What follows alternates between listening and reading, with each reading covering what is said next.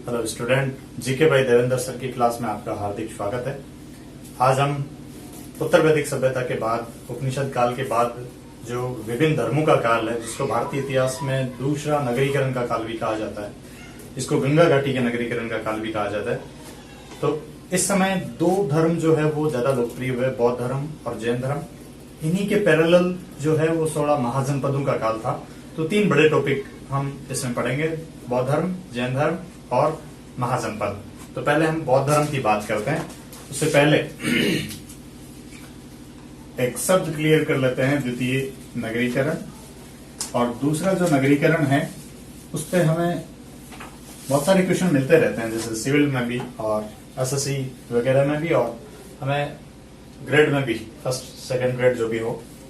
दूसरे नगरीकरण की बात करें तो देखें, ये जो नगरीकरण था, इन नगरों का उदय गंगा घाटी में हुआ, तो इसको गंगा घाटी का नगरीकरण भी कहा जाता है। ये जो नगरीकरण है लगभग 600 ईसा पूर्व और उसके बाद के काल में विकसित हुआ, तो इसको 600 बीसी का नगरीकरण भी कहा जाता है। इस समय लगभग 62 जो संप्रदाय हैं वो लोकप्रिय थे।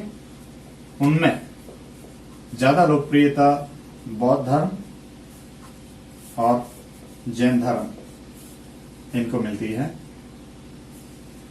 विभिन्न गंगा घाटी में 62 धार्मिक संप्रदायों में से बौद्ध धर्म और जैन धर्म जो संप्रदाय है वो ज्यादा लोकप्रिय होते हैं। दूसरे नगरीकरण की बात करें तो इस समय 6 बड़े नगर आते हैं, जो ज्यादातर महाजनपदों की राजधानियां भी थी, जिनमें अंग की राजधानी चंपा, पाटलिपुत्र, कौशाम्बी, ये मुख्य नगर थे। उत्तर वैदिक काल में हमने ये भी देखा कि लगभग 800 ईसा पूर्व के बाद आर्यों को लौह धातु की जानकारी हो जाती है। तो इस समय जो नगरीकरण है उसमें लौह धातु ने भी महत्वपूर्ण भूमिका निभाई। तो एक तरह से लौह औजारों की प्रचुरता भी थी।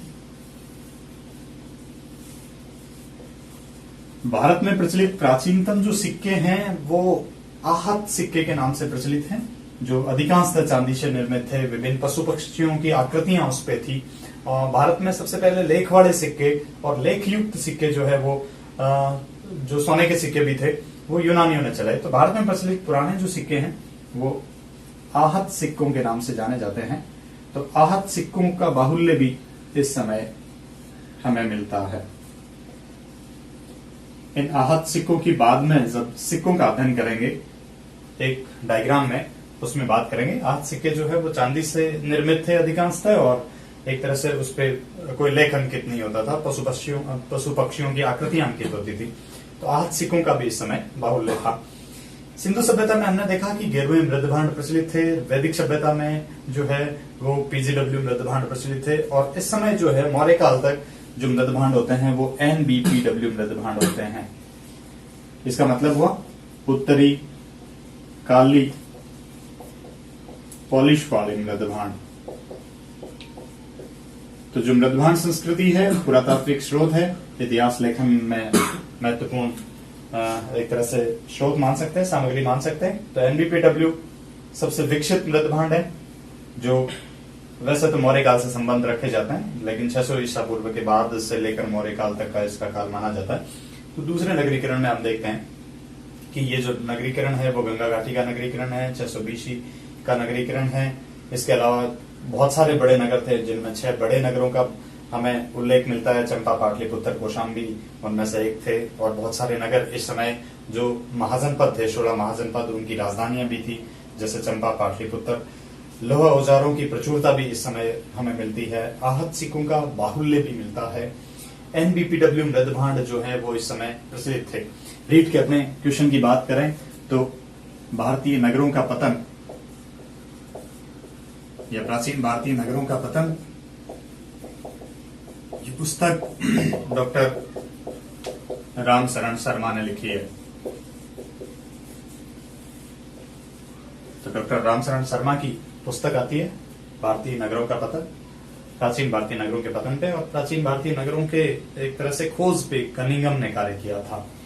ये जो नगरीकरण है, दूसरा नगरीकरण, उसको हम एक और विशेषता में देखते हैं कि भारतीय समाज और भारतीय संस्कृति की विशेषता भी है वह इन दूसरे नगरीकरण में निरंतरता भी पाई जाती है। अब इसी की तुलना कर लेते हैं हम पहले नगरीकरण से। तो प्रथम नगरीकरण जो है वो भारतीय इतिहास में सिंधु सभ्यता का काल जो है, वो सिंधु घाटी का जो नगरीकरण है वो भारतीय इतिहास में प्रथम नगरीकरण कहलाता है। हालांकि क्वेश्चन की दृष्टि से यही महत्वपूर्ण है, द्वितीय नगरीकरण ज्यादा पूछा जाता है। इसको हम देखते हैं। तो ये जो नगरीकरण था वो सिंधु घाटी में विकसित था। सिंधु नदी और उसकी सहायक नदियों के आसपास कुछ नगर थे जैसे हड़प्पा, मोहनजोदड़ो वगैरह, और ये जो नगरीकरण है वो गंगा घाटी में विकसित था। इस नगरीकरण के समय की बात करें तो देखें कि ये जो नगरीकरण का समय था 2300 ईसा पूर्व से लेकर 1750 ईसा पूर्व का समय माना जाता है, जबकि ये जो है 600 ईसा पूर्व के बाद का नगरीकरण माना जाता है। इस नगरीकरण में कोई भी वर्तमान में नगर एक तरह से अस्तित्व में नहीं है, तो इन नगरों का एक तरह से पतन हो चुका है। जबकि दूसरे नगरीकरण में हमने देखा कि इन नगरों में निरंतरता आज भी पाई जाती है। बहुत सारे पाटलिपुत्र जैसे पटना के रूप में आज भी अस्तित्व में है, अयोध्या आज भी अस्तित्व में है एक तरह से। इस समय लौह औजारों की प्रचुरता थी, जबकि इस समय हमें लौह धातु के साक्ष्य नहीं मिलते हैं, अर्थात हड़प्पा सभ्यता जो है वहां के निवासी लौह धातु से परिचित नहीं थे। ये जो सभ्यता है, ये नगरीकरण जो है वो एक तरह से हमने धातु के आधार पर कांस्य युगीन नगरीकरण या कांस्य युगीन सभ्यता के संदर्भ में देखा। इस समय जो है वो मुहरें प्रचलित थी, हालांकि वो मुद्रा के रूप में नहीं थी एक तरह से, जबकि यहाँ पर आहत सिक्के जो है वो प्रचलित होते हैं। यहाँ पर हमने देखा कि NBPW मृदभांड प्रचलन में थे, जबकि सिंधु सभ्यता से संबंधित मृदभांड संस्कृति जो है वो गेरुए रंग की मृदभांड संस्कृति आती है। प्रथम नगरीकरण को गार्डन चाइल्ड ने एक तरह से नगरीय क्रांति कहा है, तो यहाँ पर इस विद्वान का नाम इंपॉर्टेंट रहेगा। जबकि यहाँ पर हमें रीट में क्वेश्चन रामशरण शर्मा के बारे में मिला, तो द्वितीय नगरीकरण में आप भारतीय नगरों के पतन पुस्तक पर रामशरण शर्मा का उल्लेख जो है वो याद रख सकते हैं। ये जनरली डिफरेंस हो गया। अब हम धर्म पे चलते हैं और सबसे पहले हम बौद्ध धर्म की बेसिक बात जो है उसका जिक्र करते हैं। इस समय गंगा घाटी में विभिन्न धार्मिक संप्रदायों में हमें सबसे लोकप्रिय जो भारत और भारत के बाहर भी एक तरह से प्रचारित रहा, लोकप्रिय रहा, उनमें से बौद्ध धर्म ज्यादा महत्वपूर्ण। जैन धर्म भारत तक ही सीमित रहता है। तो बौद्ध धर्म की बात करते हैं।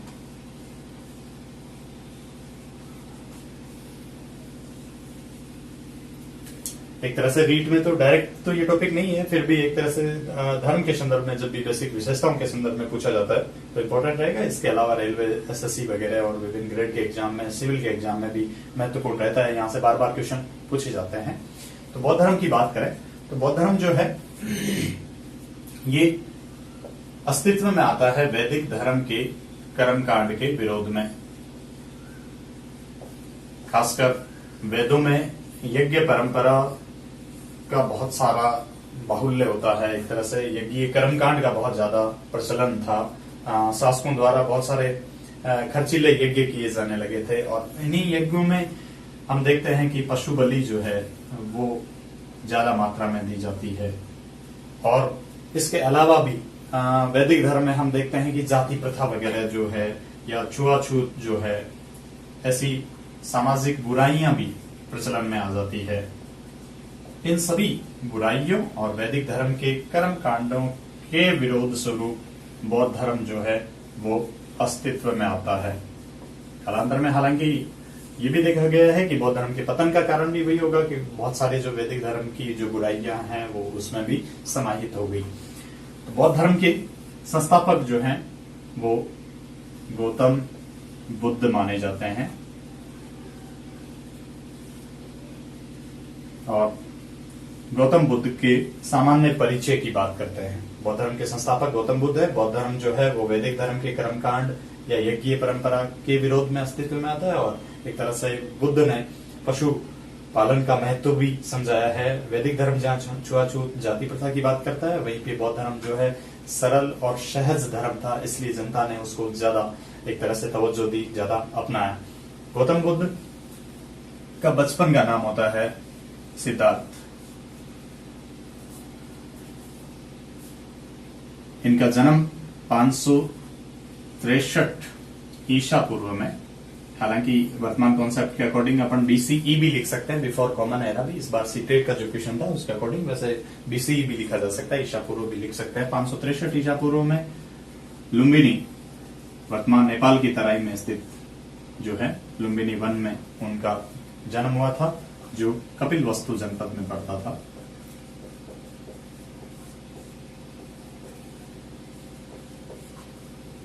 पांच सौ 563 ईसा पूर्व में लुम्बिनी में इनका जन्म हुआ। मूल नाम सिद्धार्थ था। इनके पिता का नाम शुद्धोधन है, ये इंपॉर्टेंट, और इनका कुल इंपॉर्टेंट रहेगा। ये शाक्य कुल के मुखिया होते हैं, शाक्य क्षत्रिय कुल होता है जिनके प्रधान थे। तो शुद्धोधन और सिद्धार्थ का कुल हो गया शाक्य कुल। सिद्धार्थ जो है उसकी माता महामाया थी, जिसका संबंध कोलीय वंश से आता है। ये कोलीय राजकुमारी थी, कोलीय वंश की। और सिद्धार्थ के बचपन में एक तरह से जन्म के 7 दिन बाद में महामाया की मृत्यु हो जाती है, तो उनकी मौसी और एक तरह से शुद्धोधन की दूसरी पत्नी भी कही जाती है, वह महाप्रजापति गौतमी, इन्होंने सिद्धार्थ का पालन पोषण किया। तो सिद्धार्थ जो है वो गौतम भी कहलाते हैं, गौतम बुद्ध भी कहलाते हैं, और प्रजापति द्वारा उनका एक तरह से महाप्रजापति ने उनका पालन पोषण किया था महामाया की मृत्यु के उपरांत। सिद्धार्थ जो है इनके संदर्भ में ये उल्लेख मिलता है कि एक संत कौंडिन्य या काल देवल, इन्होंने भविष्यवाणी की कि यह बालक जो है चिंतनशील प्रवृत्ति का है, तो या तो चक्रवर्ती सम्राट बनेगा या एक तरह से बहुत बड़ा सन्यासी। तो चिंतनशील प्रवृत्ति का होने के कारण पिता द्वारा ये प्रयास किया जाता है कि उसको महल में ही सारी सुख सुविधाएं उपलब्ध करवाई जाती है, उसको महल से बाहर नहीं जाने दिया जाता। एक तरह से वास्तविक संसार जो है, व्यवहारिक संसार है, उसके दर्शन नहीं करवाए जाते हैं।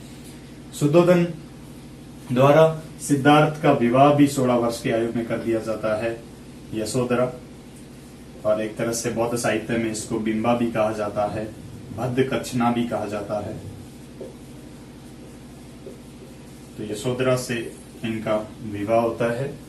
एक पुत्र की प्राप्ति होती है इन्हें, जिन्हें महात्मा बुद्ध राहुल नाम देते हैं।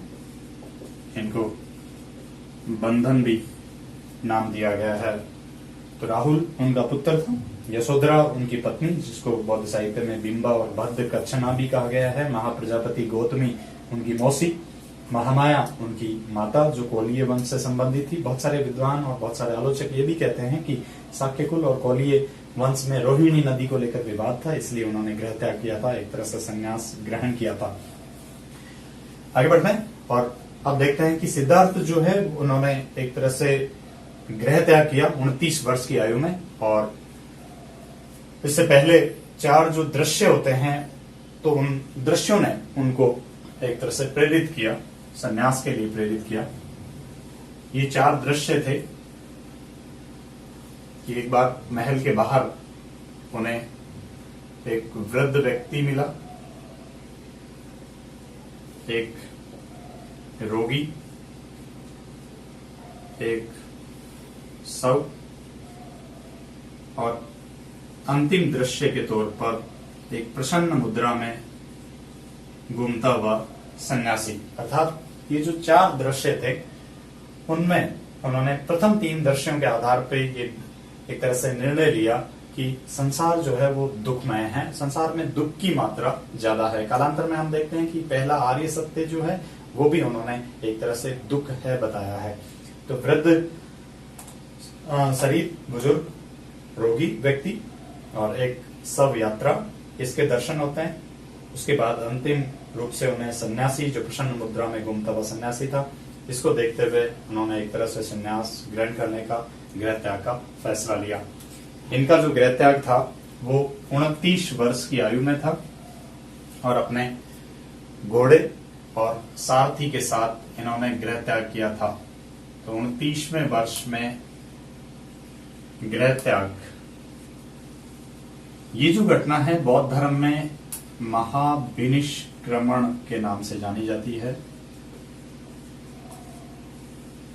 इनके गृह त्याग की घटना और किसी के घर छोड़ने की घटना को हम महाविनिष्क्रमण नहीं कह सकते। बुद्ध के गृह त्याग की घटना 29वें वर्ष में महाविनिष्क्रमण। एक और बात आती है कि बुद्ध का जन्म जो है वो वैशाख पूर्णिमा को हुआ था। बुद्ध को ज्ञान की प्राप्ति वैशाख पूर्णिमा को हुई। बुद्ध को महापरिनिर्वाण वैशाख पूर्णिमा को मिला। ये घटना महाविनिष्क्रमण की जो घटना है वो वैशाख पूर्णिमा को घटित नहीं हुई थी। ये अपना यूपीएससी का क्वेश्चन हुआ, तो एक तरह से सुमेलित करने में याद रखें। इनके साथ थे सारथी और एक घोड़ा, जिनको साथ लेकर वो गृह त्याग करते हैं। अंत में हनुमा नदी के किनारे तपस्वी का वेश बनाते हैं और एक तरह से सारथी और घोड़े को त्याग देते हैं। सर्वप्रथम वो एक सांख्य दर्शन के आचार्य जो है हलार कलाम, इनकी कोचिंग में जाते हैं। तो ये बुद्ध कहते थे कि ये अच्छा नहीं पढ़ाते, बुद्ध इनसे संतुष्ट नहीं हुए। हलार कलाम जो है वो सांख्य दर्शन के आचार्य है और षट दर्शन में सबसे प्राचीनतम दर्शन माना जाता है सांख्य दर्शन, जिसके प्रवर्तक कपिल मुनि है। और सांख्य दर्शन पर जो पुस्तक मिलती है सांख्य कारिका है, जिसके लेखक ईश्वर कृष्ण है। तो षट दर्शन की बाद में हम बात करेंगे। सांख्य दर्शन के आचार्य थे हलार कलाम, इनसे इन्होंने दीक्षा ली थी और बौद्ध धर्म पर सांख्य दर्शन का प्रभाव भी माना जाता है। हलार कलाम के बाद एक तरह से ये उद्रक रामपुत के शिष्य बनते हैं। उद्रक रामपुत की कोचिंग में आ जाते हैं पढ़ने के लिए राजगृह में, वैशाली में हलार कलाम के यहाँ अध्ययन करते हैं। और उद्रक रामपुत के उपदेश से भी वो एक तरह से संतुष्ट नहीं होते, उनकी शिक्षा से भी संतुष्ट नहीं होते और बाद में एक तरह से अपनी एक स्वतंत्र तपस्या लगा लेते हैं 5 साथियों के साथ। लेकिन इस बीच ऐसा होता है कि एक सुजाता के हाथों, जो गृहिणी थी, उसके हाथों भोजन कर लेते हैं, इसलिए 5 साथी जो है उनका साथ छोड़ देते हैं। तो सुजाता के हाथों भोजन करने के कारण जो 5 साथी हैं ये इनका साथ छोड़ देते हैं। एक तरह से इनके साथ इनकी पटरी बैठती नहीं है, क्योंकि बुद्ध जो है वो रात को पढ़ाई करते थे। 5 साथी जो है वो कोई फेसबुक देखता था, कोई पबजी खेलता था, तो ट्यूनिंग बैठी नहीं। 5 साथियों ने उनको एक तरह से भ्रष्ट कहकर उनका साथ छोड़ दिया। फिर बुद्ध ने समाधि लगाई। 35वें वर्ष की आयु में वैशाख पूर्णिमा को साधना के 49वें दिन पीपल वृक्ष के नीचे निरंजना नदी के किनारे ज्ञान की प्राप्ति की। अर्थात 35वें वर्ष की आयु में वैशाख पूर्णिमा के दिन तपस्या के 49वें दिन उन्हें पीपल वृक्ष के नीचे निरंजना नदी के किनारे ज्ञान की प्राप्ति हुई। यह घटना जो है बौद्ध धर्म में संबोधि कहलाती है, बौद्ध होना। गृह त्याग की घटना को महाविनिष्क्रमण कहा गया और ज्ञान प्राप्ति की जो घटना है वो संबोधि, और इन्हें महायान बोधिसत्व भी कहता है और हीनयान जो है वो अरहत भी कहता है। तो संबोधि की प्राप्ति, ये जो पीपल का वृक्ष था इसको एक तरह से नाम दिया गया बोधि वृक्ष, जिसको कालांतर में संसाक द्वारा कटवा दिया गया। जो स्थान था गया, इसका बौद्ध धर्म में नाम हो गया बौद्ध गया, जहां उन्हें ज्ञान की प्राप्ति हुई थी। अर्थात वो सिलेक्ट हो गए, अंतिम रूप से आरएस बन गए। उसके बाद संबोधि के बाद सबसे पहले उन्हीं 5 साथियों को उन्होंने पहला उपदेश सारनाथ में दिया था। हालांकि इन्होंने पहले जो अपने अन्वयी हैं वो 2 शूद्र बंजारों को बनाया। तपस्सु और भल्लिक जो है वो उनके प्रथम अन्वयी माने जाते हैं। प्रथम अन्वयी तपस्सु और भल्लिक तो बंजारे थे, लेकिन प्रथम उपदेश जो है वो सारनाथ में 5 साथियों को दिया गया था। ये घटना याद रखें। और खासकर वैशाख पूर्णिमा का महत्व तो बताया ही है कि गृह त्याग को छोड़कर जन्म, मृत्यु और ज्ञान की प्राप्ति क्रमशः वैशाख पूर्णिमा को पीपल पूर्णिमा भी कहा जाता है। बौद्ध धर्म में इसका अत्यधिक महत्व है। और आगे बढ़ते हैं। बुद्ध जो है वो प्रथम एक तरह से ज्ञान, अपना उपदेश आलार कलाम और उद्रक रामपुत को देना चाहते थे, लेकिन उनकी मृत्यु हो जाती है। तो उन्होंने बाद में एक तरह से दूसरे क्रम में पांचों साथियों को देखा कि उनको ज्ञान का उपदेश दिया जाना उचित रहेगा। तो जो पांचों साथी हैं, जैसे हंस, वप, महानाम, बदिये, ये कुछ नाम थे पांचों साथियों को, जिनको इन्होंने सबसे पहले सारनाथ में मृगदाव या ऋषिपतन आश्रम भी नाम आता है, यहां पर इन्होंने उपदेश दिया था पांचों साथियों को। यह घटना बौद्ध धर्म में धर्म चक्र प्रवर्तन कहलाती है। धर्म रूपी चक्र का पहिया जो है वो घूमता रहता है एक तरह से। इस संदर्भ में परिस्थितियां चेंज होती रहती है। जो पांचों साथी उनका साथ छोड़ जाते हैं, उन्हीं पांचों साथियों को ज्ञान का पहला उपदेश सारनाथ में इन्होंने दिया था। सारनाथ उत्तर प्रदेश में पड़ता है और यह घटना धर्म चक्र प्रवर्तन के नाम से जानी जाती है। इसके बाद बुद्ध ने एक तरह से एक स्थान पे ही नहीं रहकर बहुत सारे महाजनपदों की राजधानियों में, बहुत सारे प्रदेशों में घूम घूम के अपने ज्ञान का उपदेश दिया था। तो यहाँ से हमें बहुत सारे क्वेश्चन मिल सकते हैं। प्रथम अनुयायी पूछा जाए तो 2 शूद्र बन जा रहे होंगे, तपस्वी और बल्लिक। 2 शिक्षक थे, आलार कलाम और रुद्रक रामपुत, जिनको वो उपदेश देना चाहते थे, लेकिन उन्हें जब ज्ञान की प्राप्ति होती है तो उनकी मृत्यु हो गई थी। और उन्हीं पांचों साथियों को जिन्होंने साथ छोड़ दिया था, इनको पहला उपदेश दिया सारनाथ के मृगदाव या ऋषिपतन आश्रम में। एक बार हमें क्वेश्चन ये भी पूछा गया कि प्रथम उपदेश जो है निम्न स्थानों में से कहाँ दिया गया। तो एक ऑप्शन सारनाथ भी हो सकता है, दूसरा ऑप्शन मृगदाव आश्रम भी हो सकता है, तीसरा ऑप्शन ऋषिपतन आश्रम भी हो सकता है। तो सभी हैं, ये आश्रम है और ये स्थान का नाम है। और आगे बढ़ते हैं। और प्रथम उपदेश के बाद हम देखते हैं कि बुद्ध ने अपने जो उपदेश हैं वो पाली भाषा में, जिनको मागधी भाषा भी कहा जाता है, इसमें दिए थे। पाली भाषा में साहित्य भी रचा गया है, एक तरह से त्रिपिटक साहित्य है बौद्ध धर्म से संबंधित। बुद्ध ने सबसे ज्यादा उपदेश, सर्वाधिक उपदेश, हालांकि वैसे तो बहुत सारे स्थानों पे उन्होंने बहुत सारे शासकों के संरक्षण में उपदेश भी दिए, तो सर्वाधिक उपदेश कौशल की राजधानी थी श्रावस्ती, यहां पर इनके द्वारा दिए गए। हालांकि सबसे ज्यादा उपदेश भी श्रावस्ती में, सर्वाधिक वर्षावास, अर्थात जिस समय भिक्षु जो है वो एक तरह से एक स्थान पर रहकर तपस्या करते हैं, घूम घूम के प्रचार नहीं करते, अपने उपदेशों का प्रचार नहीं करते, वर्षावास का जो समय है वो भी श्रावस्ती में व्यतीत किया।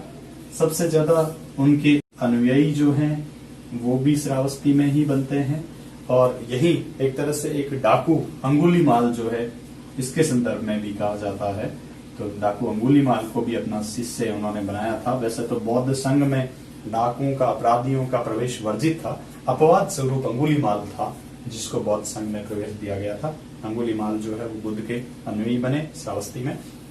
तो सबसे ज्यादा उपदेश, सबसे ज्यादा वर्षावास, सबसे ज्यादा अनुयायी श्रावस्ती में थे। और श्रावस्ती जो है 16 महाजनपदों में से एक कौशल महाजनपद की राजधानी थी। लेकिन बुद्ध का प्रचार केंद्र जो है वो मगध ही था, अर्थात प्रचार का मुख्य केंद्र मगध रहेगा, लेकिन सबसे ज्यादा उपदेश जो है वो उन्हें श्रावस्ती में दिए। और बहुत सारे अनुयायी भी उस समय के, जैसे शासक अजातशत्रु, उदयन, बिंबिसार वगैरह जो है, आगे हम डिटेल पढ़ते जाएंगे, बहुत सारे अनुयायी उनके द्वारा बनाए जाते हैं। बहुत सारी महिलाओं को भी उन्होंने एक तरह से बौद्ध धर्म का उपदेश दिया, संघ की शिष्याएं बनाया। अगर 4 घटनाओं को सुमेलित करने में हमें बार बार क्वेश्चन मिला है तो देखें, सबसे पहला हमने वर्ड ये देखा कि जो गृहत्याग की घटना थी, इसको बौद्ध धर्म में महाविनिष्क्रमण के नाम से जाना गया। दूसरी एक तरह से ज्ञान प्राप्ति की जो घटना थी, जो उन्हें ज्ञान प्राप्ति हुई बोध गया में, यह घटना बौद्ध धर्म में संबोधि कहलाई। सारनाथ में इन्होंने पांचों साथियों को जो पहला उपदेश दिया, यह घटना बौद्ध धर्म में धर्म चक्र प्रवर्तन कहलाई। और इनकी मृत्यु की जो घटना है वो बौद्ध धर्म में महापरिनिर्वाण के नाम से जानी जाती है।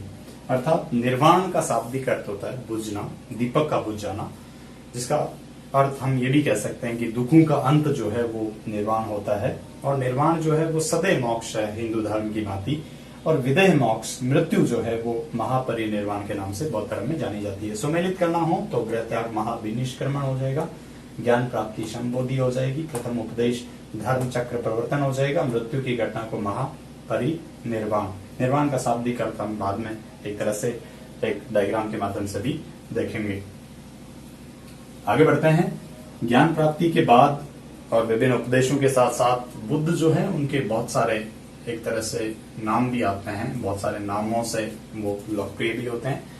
बुद्ध का मूल नाम तो सिद्धार्थ था ही, जिसका अर्थ स्वयं सिद्ध हो, उसे सिद्धार्थ कहा जाता है। बुद्ध को तथागत भी कहा गया है बौद्ध साहित्य में। जिसका ज्ञान सत्य हो, जिसका ज्ञान वास्तविक हो, उसे तथागत कहा गया है। हीनयान जो है वो बुद्ध को एक महापुरुष मानते हैं और एक तरह से मूर्ति पूजा नहीं करते इनकी, तो योग्य पुरुष हैं जो केवल अपना ही कल्याण करते हैं, खुद का कल्याण ज्ञान के माध्यम से करते हैं, तो अरहत हैं। जैन धर्म में भी हम तीर्थंकरों को अरहंत कह सकते हैं। तो अरहत जो है ये कॉन्सेप्ट हीनयान की है। हीनयान जो है बौद्ध धर्म का एक संप्रदाय हम कह सकते हैं, आगे हम इसका रेफरेंस देखेंगे। बुद्ध को महायान संप्रदाय जो है वो ये भी कहता है बोधिसत्व। बोधिसत्व का शाब्दिक अर्थ हम ये कल्याणकारी के संदर्भ में ले सकते हैं, अर्थात जो अपने ज्ञान के बल पर दूसरे लोगों को संसार सागर से पार कर सकता हो, दूसरे लोगों का कल्याण कर सकता हो। तो महायान जो धर्मानुयायी हैं वो बुद्ध को बोधिसत्व के रूप में पूजते हैं और मूर्ति पूजा भी करते हैं। उनकी ये भी मान्यता है, बुद्ध को एक अवतार भी माना जाता है। बुद्ध को शाक्य मुनि भी कहा गया है। बुद्ध को महावैद्य भी कहा जा सकता है, क्योंकि बहुत सारे जो भिक्षुओं को उन्होंने एक तरह से खासकर चिकित्सा का ज्ञान करवाया और एक तरह से विभिन्न जो भिक्षु या गृहस्थी जो लोग हैं उनकी चर्या करते थे, परिचर्या करते थे, सेवा करते थे, और एक तरह से सेवा को मोटिवेट करने के कारण इन्हें महावैद्य भी कहा जाता है।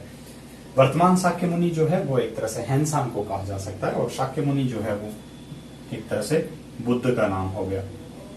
बुद्ध जो है एक अवतार के रूप में भी माने जा सकते हैं हिंदू धर्म की, खासकर वैष्णव धर्म की। विष्णु के विभिन्न जो 10 अवतार हैं उनमें बुद्ध एक अवतार भी हैं। तो खासकर हमें अरहत का और बोधिसत्व का नाम ज्यादा मिलता है। क्वेश्चन इसके संदर्भ में पूछा जा सकता है। मूल नाम इनका सिद्धार्थ था ही, और महात्मा बुद्ध जो हैं वो ज्ञान प्राप्ति के बाद हो जाते हैं। इसके अलावा इन्हें एक तरह से गोत्र के कारण भी और गौतमी द्वारा पालन पोषण किए जाने के कारण गौतम भी कहा जाता है, और गौतम बुद्ध भी इनको कह सकते हैं, और इन्हें बुद्ध भी नाम दिया जा सकता है। ये इनके कुछ एक शब्दावली आधारित जो नाम हैं वो अलग अलग संदर्भ में जो दिए जाते हैं, उस संदर्भ में हमने बात की। आगे बढ़ते हैं, और महात्मा बुद्ध जो है इसकी मृत्यु 483 ईसा पूर्व में होती है, और इस समय 16 महाजनपदों में एक तरह से महाजनपद मल था, जिसमें गणराज्य परंपरा थी। मलों की 2 शाखाएं थी, कुशीनारा और पावा, जिनको पावापुरी या आधुनिक पडरोना भी कहा जा सकता है। महावीर स्वामी का संबंध पावापुरी से आता है, और बुद्ध का संबंध कुशीनारा से। तो अंतिम समय अर्थात उनकी मृत्यु जो है वो कुशीनारा में होती है, मल्लों के यहाँ। मल्ल गणराज्य की एक शाखा थी कुशीनारा। और अंत में ये एक चुंद नामक लुहार के यहाँ शुक्र मार्दव सुअर का मांस का सेवन करते हैं, और जिसके कारण एक तरह से इनकी मृत्यु होती है। कुशीनारा में आते हैं तो चुंद लुहार के यहाँ भोजन ग्रहण करने के कारण बताया जाता है। और अंतिम उपदेश जो है इन्होंने प्रथम अनुयायी तो तपस्वी और बल्ली को दिया था, और पहला उपदेश सारनाथ में, अंतिम उपदेश इनका एक भिक्षु सुभद्र या सुभच नामक भिक्षु आता है, इसको इन्होंने अंतिम उपदेश दिया था, जो इनके पाली भाषा में उपदेश हैं। तो उपदेशों का संकलन सुत्त पिटक में मिलता है, जो हम आगे त्रिपिटक साहित्य में जब बात करेंगे उस समय जिक्र करेंगे।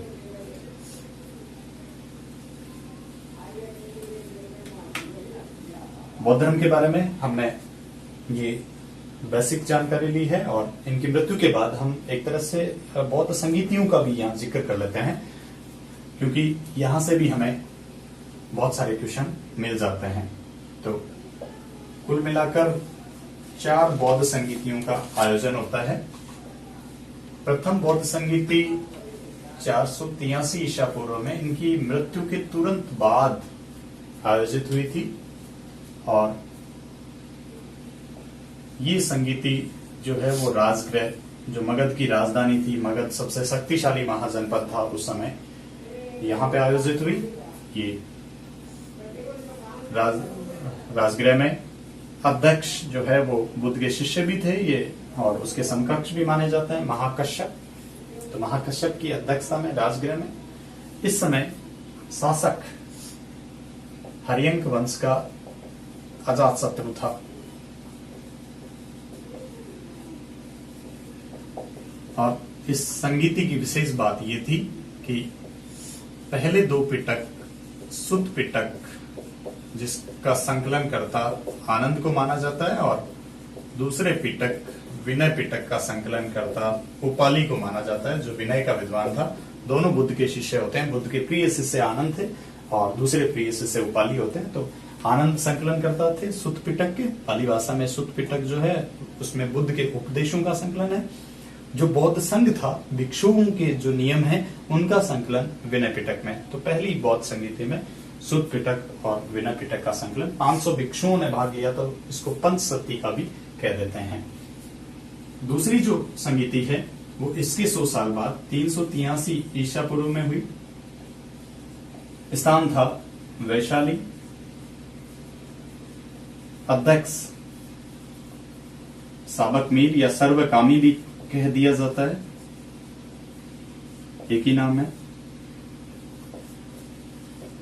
शासक इस समय कालाशोक था, और इसका वंश शिशुनाग वंश आता है। और इस संगीति में 700 भिक्षुओं ने भाग लिया। सप्तसती का भी इसको कह दिया जाता है। इस संगीति में विनय पिटक के नियमों को लेकर विवाद हुआ था, और विनय पिटक के नियम जो एज इट इज मानने वाले थे, एक तरह से वो स्थविरवादी कहलाए, और जो परिवर्तन चाहते थे उनको महासांगिक कहा गया। यही कालांतर में स्थविरवादी जो है वो हीनयानी कहलाए, और महासांगिक जो है वो महायानी। तो यहाँ पर विवाद जो है वो विनय पिटक के विचारधारा को लेकर होता है। जो विनय पिटक के नियम एज इट इज मानने वाले थे वो स्थविरवादी, और जो विनय पिटक के नियमों में बदलाव चाहते थे वो महासांगी कहलाए। तो दूसरी संगीति में ये 2 संप्रदाय जो है वो एक तरह से प्रारंभिक रूप में अस्तित्व में आते हैं। तीसरी बौद्ध संगीति जो है 251 ईसा पूर्व में। स्थान था पाटलिपुत्र, जो मगध की राजधानी, राजगृह मगध की ही राजधानी थी, वैशाली मगध की ही राजधानी थी, एक तरह से अलग अलग समय में। इस समय संगीति की अध्यक्षता मोगली पुत्र तिष्ण की थी, और शाहरुख खान जो है इस समय शासक, शाहरुख खान नहीं, एक तरह से अशोक थे जो मौर्य वंश से संबंधित है। अशोका पिक्चर के संदर्भ में मैंने वाक्य बोल दिया है। तीसरा पिटक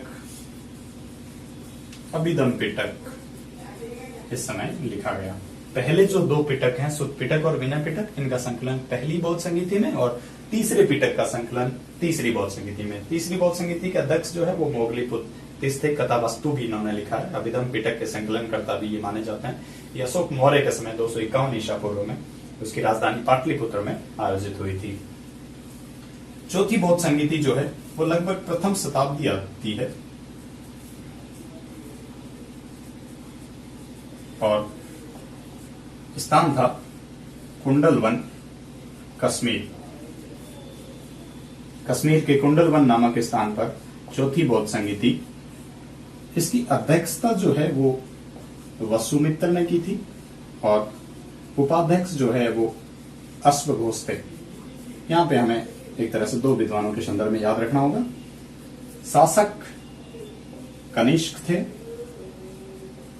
और इनका वंश कुषाण वंश, कुषाणों का भारत पे शासन रहा, विदेशी जाति है। और इस बौद्ध संगीति में बौद्ध धर्म हीनयान और महायान दो स्पष्ट संप्रदायों में बंट गया। कालांतर में 7वीं शताब्दी में वज्रयान संप्रदाय भी आ जाता है। जो स्थिरवादी थे वो हीनयानी और महासांगिक जो है वो महायानी कहलाए। हीनयान और महायान का अंतर भी हम देखेंगे कि जैसे हीनयानी जो है बुद्ध को अरहत मानते हैं, महायानी जो है वो बोधिसत्व मानते हैं। हीनयानियों के जो ग्रंथ है वो ज्यादातर पाली भाषा में है, महायानियों के जो ग्रंथ है वो संस्कृत भाषा में है। महायान संप्रदाय बुद्ध को अवतार मान के पूजा भी करता है, पुनर्जन्म में भी विश्वास करता है। हीनयानी जो है वो केवल एक योग्य पुरुष जो अपनी ही मुक्ति करता है ऐसा मानते हैं। तो ये हमने 4 बौद्ध संगीतियों के बारे में सामान्य जानकारी ली और इसी वीडियो को हम आगे बढ़ाएंगे। हमारे वीडियो को ज्यादा से ज्यादा लाइक एंड शेयर करें, हमारे चैनल को सब्सक्राइब करें। बीच में थोड़ा गैप रह गया एक तरह से, अब एक तरह से हम कोशिश करेंगे कि जो कंटिन्यू वीडियो है, एक श्रृंखला अपनी राजस्थान की चल रही है उसी को भी कंटिन्यू रखेंगे। और जो इंडियन हिस्ट्री की श्रृंखला है उसमें सभी जो विद्यार्थी सिविल से लेकर विभिन्न ग्रेड से रेलवे एसएससी के जो विद्यार्थी है वो लाभान्वित होंगे। धन्यवाद।